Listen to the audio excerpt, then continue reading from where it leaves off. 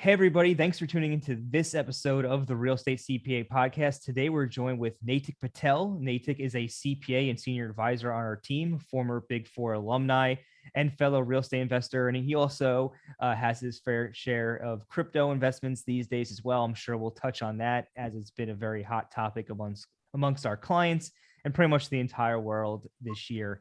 Hey, Naitik, would you be able to give a quick overview of yourself, your background, how you got into the field of real estate? Yeah. Thanks, Tom, for having me. It's been interesting getting into real estate. Didn't think I would get into, real estate, so to say. But growing up, my family business was owning and operating hotels. So that was kind of my first introduction into real estate, and then that kind of went from having some rentals, duplexes, all that sort of thing. And then as I grew up and got into college, I was still very hands-on at the family business. I realized, there is a huge opportunity for tax savings in real estate. Because a lot of times, you have a lot of income that's generated from real estate investments, whether it's capital gains or just, recurring business that comes through. And through depreciation, my first real experience through it was through depreciation, understanding how depreciation kind of affects taxes and reduces taxes. And, real estate is really the best place to get that depreciation deduction. And that's kind of how I got interested in it. And when I went to master's, I realized I enjoyed tax a lot more. And then taxes and real estate kind of go hand in hand. And then I was fortunate enough to find the Real Estate CPA. So that was a great time to join Real Estate CPA and learn even more about these tax strategies that we can implement. Awesome. Definitely agree. Real estate and tax go hand in hand, and kind of just want to drill down into the family business and your investing experience with the hotels. I got to ask, because I don't think we've actually ever discussed this before. Yeah. So what type of hotels did you invest in? Where did you invest in these hotels? Where was, could you elaborate a little bit on that side? Yeah. So I was born and raised in Kansas City, so right around Kansas City. So went to school over at the University of Kansas. So we had a hotel there, and hotels just around that area. And that's kind of, my dad got into it many years ago, probably when I was like 4 or 5. So I just kind of grew up around that, grew up around the real estate in that sense. Yeah. Nice. And what role did you end up playing in the family business? Yeah. So when I was at the ripe age of 14, my dad decided to take my summers away from me and made me start working at the hotel. So started off, doing things that you probably wouldn't imagine would be fun. So cleaning rooms, cleaning toilets. And then I got promoted to being able to sell hotel rooms. So got into like the front desk, answering phone calls, talking with guests. And then eventually I took over the entire operation because my dad came into some health issues eventually. So I just took over and kind of ended up becoming, the main person that just handled all the day-to-day and then overall investing and finding different areas to invest in, find different opportunities, I guess. So kind of did it all from zero to high level. Nice. That's good to know. Great experience. I think, getting started at 14 years old in the family business makes a lot of sense. And I'm sure when you're 14, it's a little, who wants to give up their summers, but Yeah, it wasn't a choice. I'll just be honest. It wasn't a choice. So yeah, but now I have a daughter, so now I'm thinking 14 years from now, I can put her to work at something. So absolutely, I know it's a tax strategy a lot of our clients actually use, paying their children to. That is true. I don't think we ever use that though. So now I'm like, man, I could have had more money and I could have had it saved away, but it's all right. Yeah, it happens. So, I recall, from prior conversations we've had, you eventually, wound down that portfolio of properties or that business. I guess, what was behind your decision to do that, and why did you just decide to sell at that point? And I guess when you exited those properties, was there any particular tax strategies you used or explored to as an exit strategy, or did you just straight sell them to the person as just a plain old vanilla sales transaction? Yeah, no, that's a great question. I think eventually the reason why kind of wound that down is I had moved over to Texas by that time. So managing those properties remotely was a little difficult. It's not like your normal single family rental where, you're kind of just managing tenants. With hotels, it's like Airbnb, but you have like 70 rooms a night. So like it was a really I guess taxing event, but in both ways. So kind of just wound that down, moved the family down here to Texas, and really more wound it down just because dad was getting ready to retire, so I wanted him to have the money that he worked so hard for to use that towards his latter part of his retirement. And we sold it. I mean, I guess fortunately and unfortunately, we sold it around right in December 2019. So really got lucky right before COVID hit. And I think in real estate we've been talking about, it's been like a really hot market. Has been true for the single family rental, short term rentals, but hotels were kind of not so good for the longest time. I think starting towards the latter end of this year in 2021, they started to recover a little bit. But for like a year and a half there, it was really, really difficult to tread that space. So we got lucky in that I wasn't like I wasn't the mastermind. It's like, hey, something's coming, let's just sell it. And I totally got lucky with that. And we definitely looked at 1031 exchanges, nearly got it done. And actually we were about to go through 1031 and we were going to close the week after the lockdown happened. So at that point, I was just like, we just didn't know what was going to happen. So we canceled 1031. But otherwise, it was a pretty much done deal that we were going to roll it into a 1031. And it was a pretty, I guess, anxiety-provoking time for me just because I never, dealt with investing that much money at once into real estate. So the entire, rolling forward the entire capital gains into a deal was something definitely, but in hindsight, it would have worked out great. But I mean, hindsight's always 2020. Yeah, right. I mean, I think me and you had some conversations about some past investment woes or decisions, but it's true. You could always look back in hindsight and say, oh, I should have done this, or we should have done that, or it would have worked out perfectly. But you really don't know in that moment all the time what's going to happen. And I know that with the pandemic and the lockdowns, that caused a lot of uncertainty in the market. If you look at a lot of the transactions that took place during that period of time, you'll actually see a lot of the properties, if you go like on the MLS or whatever, sell for a lot less than they were listed. Yeah, for. and that's what we try to do is it was because we were gonna finalize that closing for the 1031 property the week after, and I tried to just lowball the offer and say, hey, would you be willing to? I mean, he didn't budge because I guess I don't know. We were 1031 back in here into Texas, and things have always been pretty inflated, or I guess not inflated, but there's always been a high demand in Texas. Let's just say that. So he may have had a couple offers on the table, but had we even gotten into the price that we had negotiated for, I would have been up 20-30%. But now you win some, you lose some. What are you gonna do? Very true. Very true. So I got to ask, you were involved in the family business. You also went to college, you studied accounting, kind of got into the tax space. I guess what was behind your decision, going to tax accounting or, tax advisory rather than stay in the family business or was that even a consideration at all? And it just... Yeah, no, that's a great question.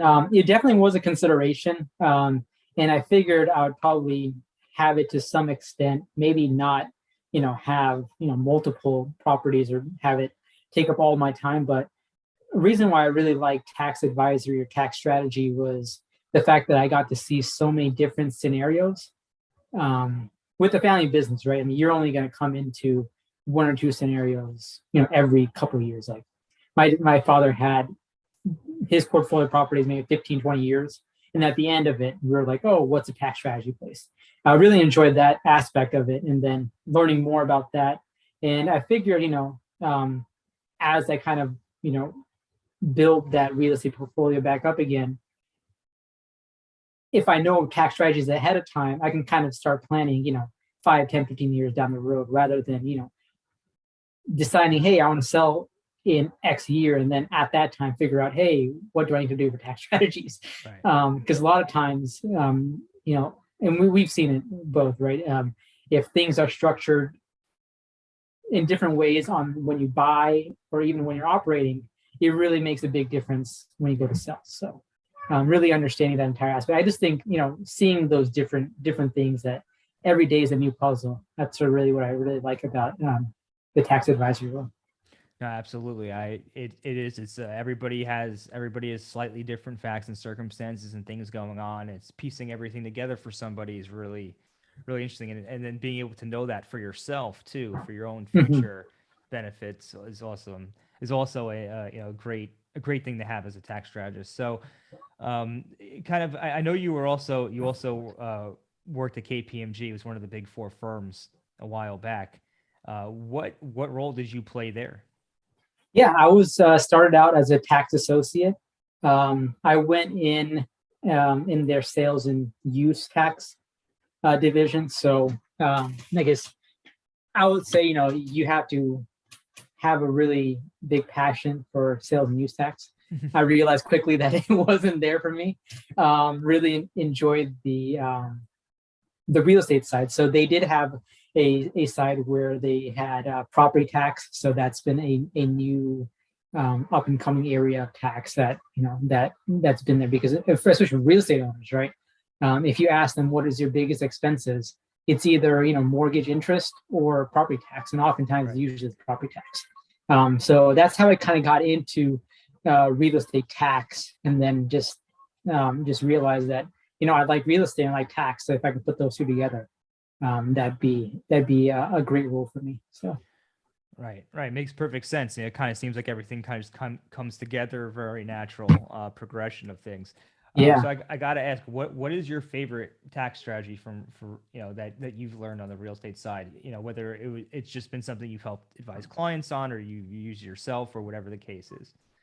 Yeah, haven't been able to get in myself on this just because of how the real estate market has been lately, and feels like you put in probably 10, 15 offers and maybe you'll get one, maybe. Right. But that short-term rental strategy, I really think like it's a powerful tool because not everybody can become a real estate professional, Right. just Right. from the logistical point of view, right? Certainly, we have many clients who have the ability to transition from their current role into becoming a real estate professional. But if you're starting out, if you're pretty young, like a lot of our clients, right, moving on from your day job and going straight into real estate is not exactly plausible. Right. Getting into short-term rentals kind of gives you a footing into what the real estate world is. Also, more importantly, you get the tax benefits, right? You don't necessarily need to be the reps in order to qualify and get a similar sort of tax benefit. So I really think short-term rentals is a really powerful strategy that a lot of clients are using, and we're able to see the effects of that, and it is pretty massive. Yeah, no, the short-term rental strategy really is like a gift from the real estate gods. Yeah. That loophole does exist, and hope it stays around for a while because it's really been really beneficial. And when you think about it, Airbnbs or VRBOs, just short-term rentals in general, there's a lot of things that go on that you don't see in just a normal rental property. I mean, if you go and you buy a long-term rental that's a stable property, doesn't need much work to it, you put the right tenant in it for 12 months, you don't have to worry about that property, and you don't have to worry about it day to day, probably for at least a year. I mean, yeah, sure, things can happen, but they're fewer and far between. But when you're using a short-term rental business and you have people staying for 7 days or less, I mean, there's a lot of things that can go into that. Clean it, you have to have it clean, you have to get it set up, you have to stage it properly. I mean, there's just you have to deal with the people on the have to deal with the conversations back and forth on the Mhm. Airbnb, all the inquiries. You have to get everybody set up. You have to set up systems. It is definitely more of a business for sure Yeah. than a pure rental property, and that's what actually gives people the opportunity to take losses against their W-2 incomes without being a real estate professional, because it is Exactly. under the tax code a business and not a true rental, which we all Yeah. know rentals are passive by And default. and I guess the hotelier side of me is also like, if you get into a short-term rental, you're not capping out how much you can make in a month, right? Right. Once your contract is set for your long-term rentals, you're going to get 1,500, 1,800, 2,000, whatever the month to month is. You're not really going to exceed that amount. So to be able to, kind of have that opportunity to get a little extra revenue, I think is also very lucrative, along with getting tax benefits. So Right. You know, something else I've been thinking a lot about short-term rentals too is, like, say someone wants to go and have vacation homes in certain locations throughout the country that they want to go travel to from time to time. Well, typically the average person is not going to be able to afford all of that, because you're not going to just carry all these mortgages on, yeah, you're not going to have the yeah, money to pay for them.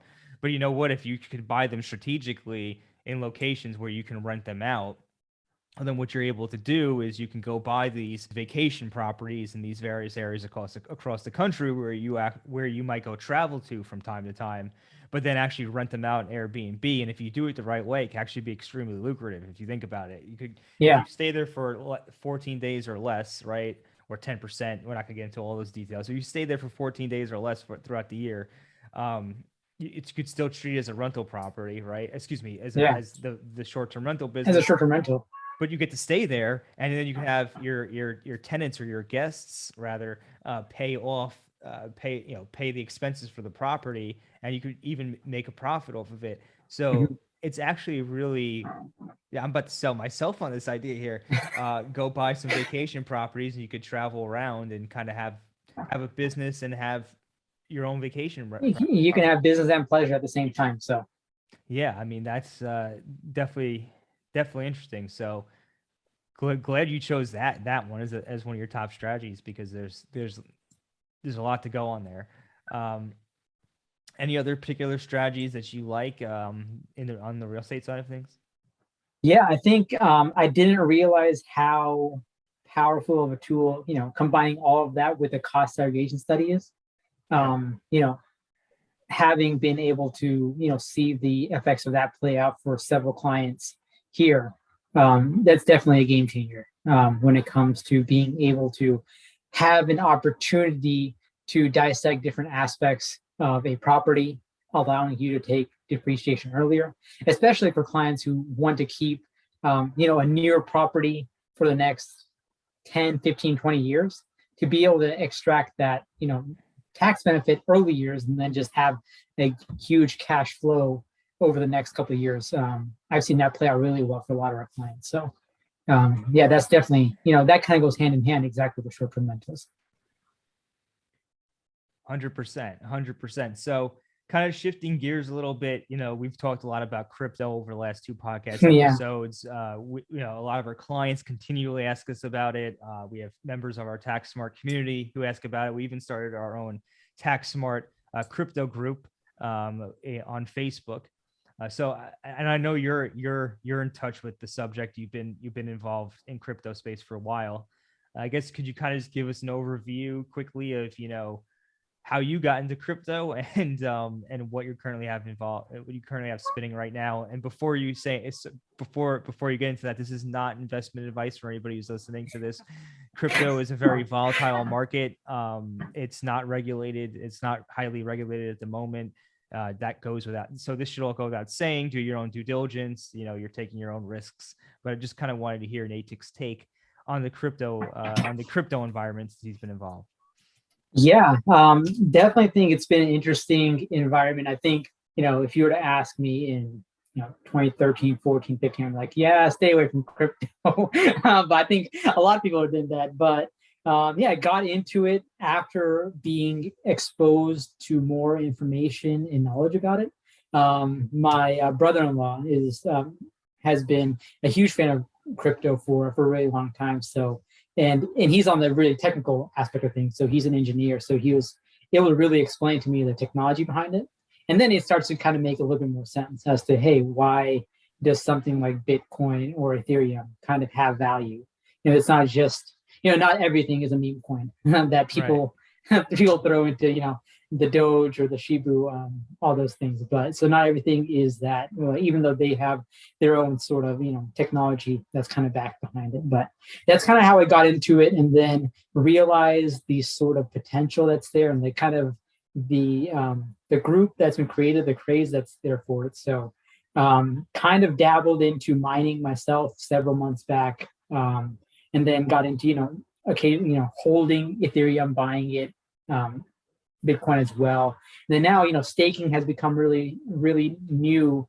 And then I think with the advent of, Ethereum 2.0, that's going to be rolled out soon, that's going to change a lot of things from just the sustainability perspective as well. So there's a lot of cool things happening. I think I'm still trying to understand more on the technicality side, so I can really understand and value if the technology is something that is going to be more valuable in the future. I think similar to how we value companies, right? We kind of value tech companies based on what sort of value they'll generate for users and customers in the future. I think a similar sort of thing is applied to crypto, and I think the reason why there's opportunity there is, because it's still not regulated. People don't know exactly what's going to happen. So higher risk, higher reward. I may not go and invest all the real estate funds to go into crypto, but maybe, just to invest enough so I can keep me interested, to keep me learning about it. Because for me, if I don't invest something, I'm not necessarily going to keep up and try to learn about it. So I don't know. Right. No, makes a ton of sense. Makes a ton of sense. One book I picked up recently was the Bitcoin Standard, and really interesting book for anybody out there who is who's interested in crypto or just trying to learn more. Long story short, that book's trying to present it as, there's only going to be 21 million Bitcoins in existence ever, and that should become like the world reserve currency. Is basically what they're trying to say, because of its finite ability, and also the ability to transfer it so quickly and easily around the world in a matter of minutes, rather than gold, for example, which you really can't transport that easily, especially in large quantities. So very interesting book. I put some money in, wish I put a lot more in, of course, like I'm sure many people do, but definitely an evolving space, and something I think we'll be focusing on a little bit more as a firm as time goes on. But I'd be really interested to see what tax implications come out of it too, right?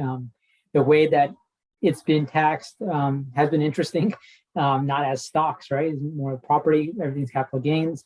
Even with like staking, right? I mean, one of the really interesting things is if they're paying you out on a per second basis, what is your basis in that in that asset, right? I mean, if it's being, and if the value changes per second, it's really hard to come up with, hey, how do we exactly tax this sort of asset? So we were actually doing some research into that not too long ago, and apparently, as I understand it today, is that if you mine a coin, it's going to be, you're going to recognize ordinary income as a miner.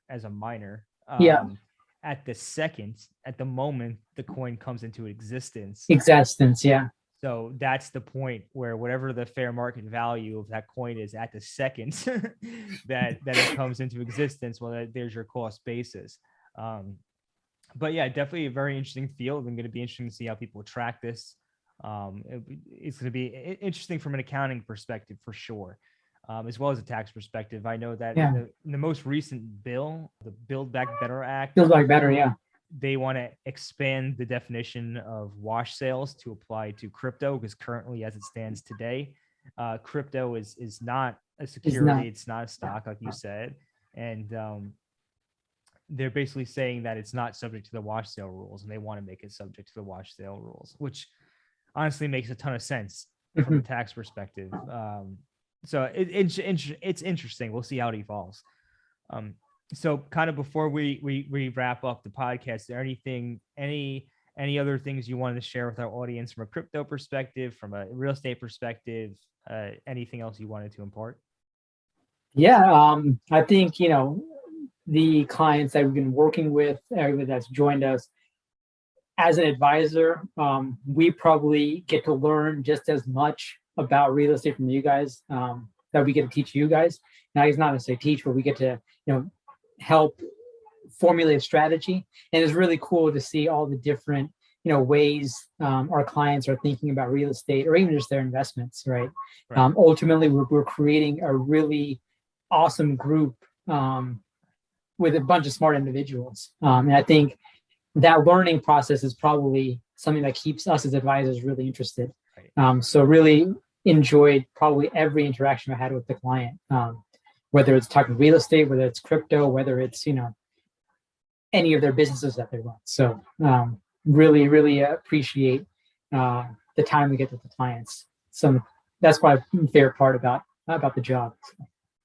No, definitely 100%. We've definitely learned a lot from our clients. It's always interesting to see what people have going on, different perspectives and different types of investment styles and strategies and temperaments, and really just point of views on a lot of things. So it's definitely been awesome. So I think we're going to wrap up the podcast for today. But for anybody who's listening, if you want to get more access to myself or Naitik, you want to work with us, you can go to the realestatecpa.com. Fill out a become a client form, and one of our representatives will get in touch with you. Or you could check out Tax Smart Investors, taxsmartinvestors.com. We do have the Plus Plan subscription where we will be doing 2 to 3 live Q&As every month, as well as a monthly workshop. Especially as we go into 2022, we're really going to take that a lot more seriously and really pour a lot of value into that service. So again, that's taxsmartinvestors.com. Check out the Plus Plan. It's only $49 a month. You're gonna get 2 to 3 live Q&As with myself, other team members like Naitik and others will be involved. We'll do monthly workshops. Really a great way to learn about taxes at a fraction of the cost of like just a full-blown advisory engagement if you're not quite there yet. So feel free to check that out. Otherwise, thank you for tuning into this episode, and we'll catch you next week.